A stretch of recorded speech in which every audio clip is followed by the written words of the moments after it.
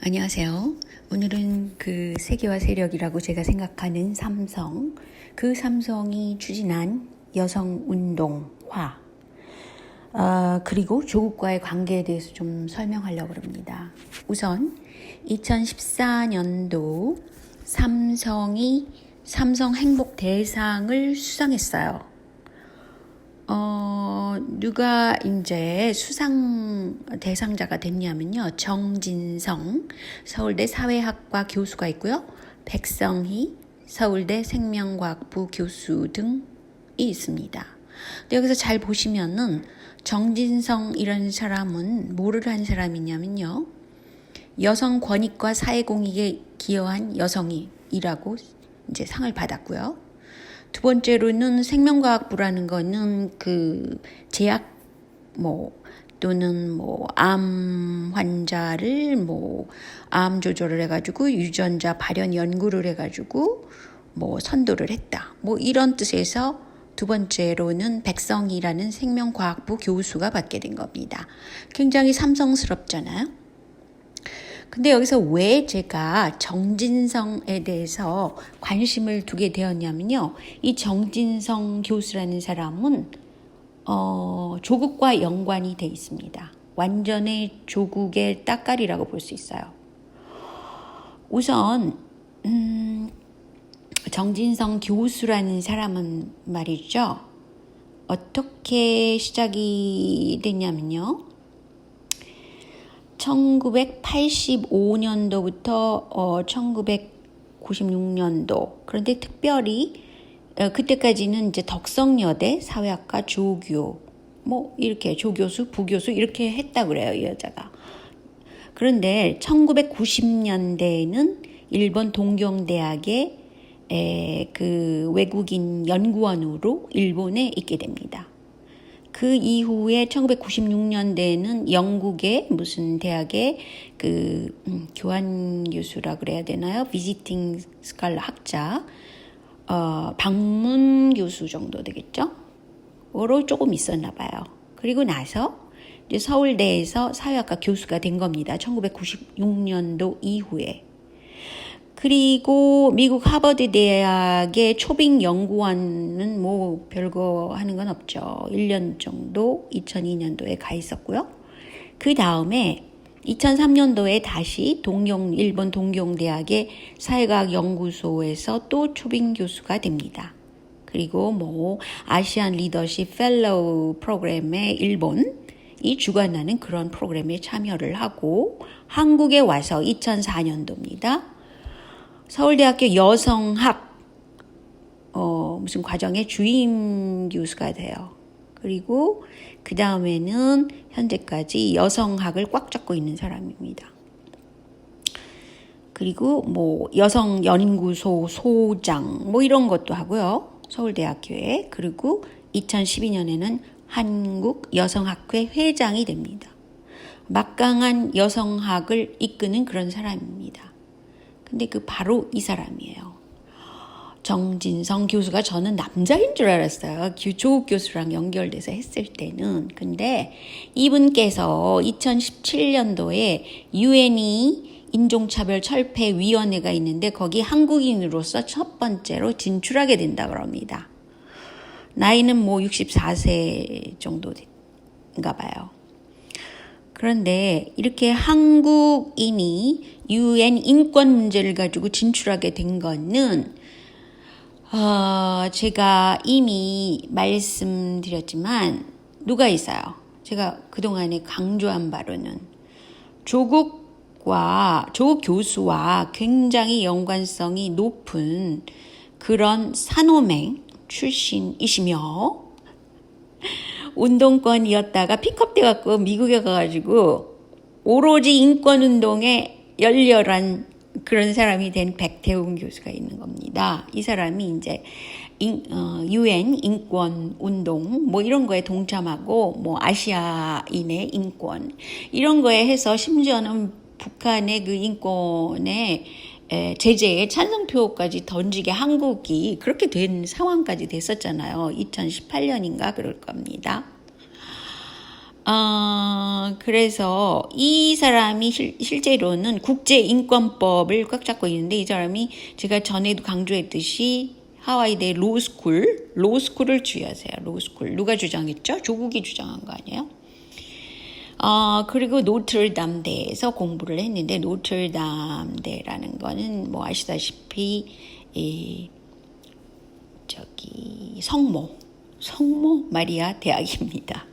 뭐 이렇게 상황이 돼 있어요. 그런데 이제 다시 제가 관심을 두고 있는 지금 현재 말씀드리고 있는 이 문제의 정진성 교수. 이 정진성 교수가 도대체 UN 인권위 뭐 그런 데서 무엇을 했느냐 하면요. 조국의 딸과 아들 두 사람을 거기서 인턴으로 해가지고 거기서 돌봐줬어요. 그리고 나서 뭐 인턴을 했다라는 증을 써줬겠죠. 근데 이 해당 인턴십에는 조원, 여기는 좀 잘못 나왔는데 조원과 조민이에요, 이름이. 그 이외에는 고등학교 참가자는 단 한 명도 없었습니다. 그런데 정진성 교수라는 이 여성분께서는 국가인권위 활동을 조국과 같이 한 경력이 있다고 그럽니다. 이해가 가셨죠? 이제 연결고리가 나오죠. 그래서 이렇게 여성의 그 지위를 향상시키고 뭘 어쩌자 저쩌자 해가지고 결국은 현재 그 한국의 출산율이 이렇게 0.8 정도로 떨어져 있다고 그러죠. 일본하고도 대비되고요. 그리고 성평등 수준이 아시아 1위가 된 겁니다. 드디어. 이런 조국 교수와 기타 등등 뭐 유시민, 삼성, 뭐 또 정진성 교수까지 합해가지고요. 그래서 세계에선 10위가 된 겁니다. 아이고 자랑스럽군요. 그렇지만 한국은 지금 멸종의 위험에 있는 것입니다. 이해가 가셨죠? 그런데 더 웃기는 사건이 있어요. 그 위안부를 뭐 사실은 이게 성노예라고 해야지 미국 민주당에서 성노예로 써라 뭐 이렇게 얘기한 적도 있어요. 무슨 뭐 위안부입니까? 그런데 어쨌든 우리나라에서 그렇게 쓰니까 위안부를 보호하는 여러 가지 이제 운동이 일어나게 됐을 때 그때는 제가 잘 몰랐죠. 근데 요번에 그 조국 사건을 쭉 보니까요. 이 바로 정신대 문제대책협의회 창립 멤버가 정인성이라는 그 교수입니다. 여기 보시면 아시겠죠? 정신대 연구소장이었어요. 근데 연구소장이 기껏 빨리 돼봐야 1990년대 정도에 됐을 겁니다. 그 이후에 된 것 같아요. 그런데 사실은 말이죠. 이 위안부 문제에 대해서 일본 여성이 최초로 그 위안부가 존재한다. 그러면서 그 당시에 그 끔찍한 상황을 기억을 다 털어놓은 사람이 있었어요. 그 사람이 시로타라는 사람입니다. 이 시로타는 1984년도에 후미오 목사라는 분한테 자기가 겪었던 그런 기억을 다 털어놓습니다. 그래서 이 고백이 이제 굉장히 문제가 되는 거죠.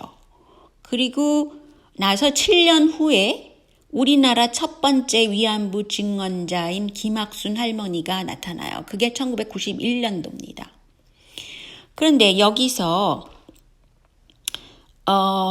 두 가지 점에서 주의해야 될 것은 이렇게 왜 일본은 그 위안부에 대해서 쉬쉬했냐라는 것을 아마하 수녀라는 일본에 있는 수녀가 얘기를 하는데 그 이유는 일본에서는 위안부들이 돈 때문에 간 것이 아니냐, 자기 책임이다. 뭐 이런 식으로 하는 풍토가 강했다고 그래요. 그러니까 그런 문화 환경을 일본 우익이 만들어냈다는 거죠. 그래서 이제 그런 위안부가 인권 문제다라는 것이 목소리가 굉장히 작다는 것이죠. 일본에서는. 근데 이제 또 하나의 위안부 할머니가 네덜란드 얀 할머니가 있어요. 근데 1990년도에 자신이 일본군 위안부 피해자였다라는 걸 밝혔다고 합니다. 이것을 가지고 그 얀 할머니가 고백한 후에 다른 무슨 더 플루 할머니도 그렇게 위안부 피해자였음을 밝혔다고 그래요. 그리고 나서 김학순 할머니가 1991년도 8월에 이제 위안부였음을 고백하게 되는 겁니다. 근데 여기서 또 주의할 것은 일본군 군 자금이 아편이었다는 부분이 나와요. 그래서 이제 이 아편을 중독시켜가지고 일본에서도 끌려간 위안부, 네덜란드에서도 끌려간, 네덜란드가 왜 인도네시아를 점령했잖아요. 그래서 그쪽에 가 있는 네덜란드 무슨 출신의 어떤 여성을 끌고 갔다는 겁니다. 그래서 이제 그 위안부,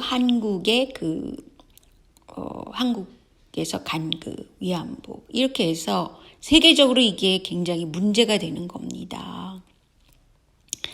그런데 바로 지금 제가 조금 전에 설명을 드렸듯이 그 정진성 교수네요. 정인성 교수가 아니라, 죄송합니다. 제가 말이 이게 대본을 보고 하는 게 아니라 말이 정확하게 안 될 때가 있어요. 정진성 교수께서는 말이죠. 바로 일본 도쿄대학의 연구원으로 1990년대에 갔잖아요. 그렇기 때문에 여기서 일본에 있으면서 이 상황을 들었을 거라는 거죠. 그래서 이제 이 분이 정진성 교수가 인권에 관심을 가지고 이제 한국의 그 위안부 할머니들을 모아서 정신대 문제 대책 협의회 창립 멤버가 된 겁니다. 정신대 연구소장으로. 이러면서 한국 내에 이게 굉장히 센세이셔널하고 사람들이 이건 좋은 일이다라고 생각하고, 물론 좋은 일이죠.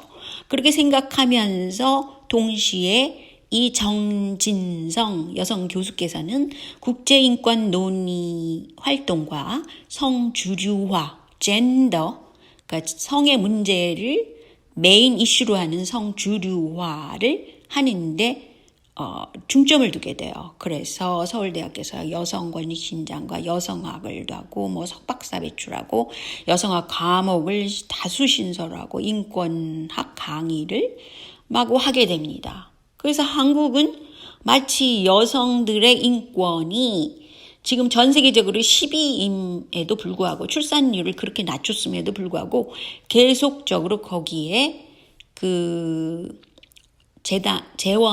돈이 많이 들어가고 있다는 거죠. 그리고 그 배우는 물론 소로스입니다.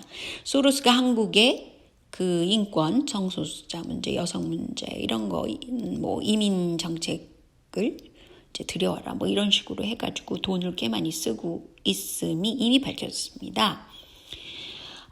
그래서 이제 이렇게 여러 각도에서 보면은 이 정진성 교수가 특별히 조국 교수가 이제 법원의 그 구성을 많이 바꿨잖아요. 대법원의 구성을. 인권으로. 그리고 성소수자 문제, 여성 문제에 막 매달리는 게 조국이었잖아요. 다 그렇게 한 것이고, 그 최종 배우는 누구냐? 삼성이라는 거예요. 삼성의 그 세계화 세력이 이렇게 기획을 하고 있는 겁니다. 유명한 삼성 기획은 참여정부 때 이미 세워졌다고 그러죠. 이민, 난민을 1,000만 명을 받아들여야 된다는 이런 기획이 있다고 그래요. 그래야만 이 사람들을 통해서 그 사람들의 나라에 영향을 미쳐가지고 세계적인 문화를 단일화시키고 그 3S를 전파시키며, 그리고 심지어는 한국의 그 문화적인 상품을 통해 가지고 그렇게 그 세계화, 문화를 세계화시키는 거죠. 특히 여성의 그 성평등 문제를 다루게 되는 겁니다. 그러니까 우리가 이렇게 배우 세력을 알게 되면 이게 이렇게 돼서 이렇게 됐구나 라고 이해를 하시잖아요. 심지어는 조국 이 사람, 제가 강조했듯이 그 삼성이 이용하고 있는 노무현, 문재인, 그리고 유시민, 이렇게 연결고리, 그리고 의료 민영화, 앞으로 진행될 의료 민영화까지 이렇게 연결고리가 있다는 것입니다.